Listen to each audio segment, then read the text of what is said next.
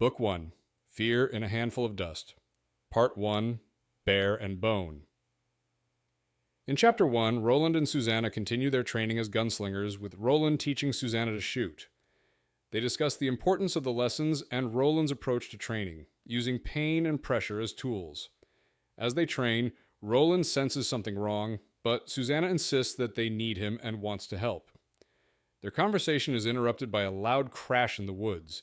Eddie's scream follows. The sound of falling trees and the cawing of disturbed crows alarm Susannah, and she realizes Eddie is in danger. Roland quickly picks her up, despite her protests, and sprints through the forest toward Eddie. As they run, Roland urges Susannah to hold on to the gun and not to lose it.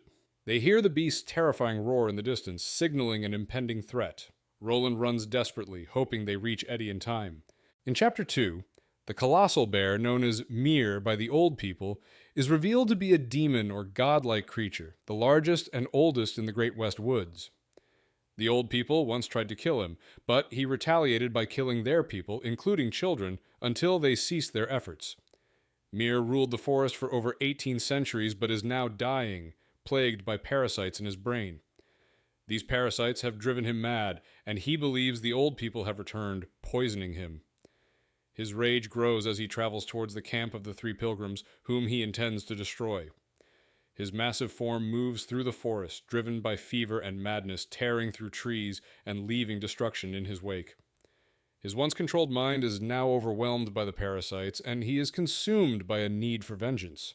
In Chapter 3, Eddie Dean reflects on his relationship with his older brother Henry and how it has shaped his life. Eddie had started carving again, a skill he abandoned at 12, which Henry mocked him for, calling him a sissy. Eddie understood Henry's teasing as a way of asserting his dominance, as Henry felt threatened by Eddie's natural abilities. Eddie recalls how Henry always had to watch out for him, especially after their sister Gloria died in an accident. This responsibility weighed on Henry, and Eddie felt obligated to not make him more nervous.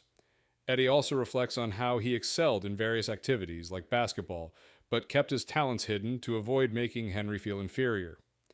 Despite the tension, Eddie deeply admires and loves his brother, understanding that Henry's protection came from a place of care and responsibility, even if it sometimes manifested as harshness. In Chapter 4, Eddie recalls a memory from his childhood as he carves a piece of wood with Roland's knife. The sight of a wood spur on a stump triggers a déjà vu moment, reminding him of his past love for carving. He used to carve with his brother Henry, who mocked him for it, creating a sense of shame Eddie still struggles with. Eddie feels a mix of emotions as he reflects on Henry's death, experiencing both sorrow and surprising relief. He enjoys carving again, finding solace and skill in the activity, and starts to shape a slingshot. As he carves, Eddie feels a growing sense of freedom and pride, realizing that the shape within the wood is slowly emerging. While carving, he reflects on the difficulty of overcoming old habits and the freedom he now has, even as the ominous presence of the approaching bear looms nearby. In Chapter 5, Eddie, deep in concentration while carving, hears the bear approaching before Roland and Susannah.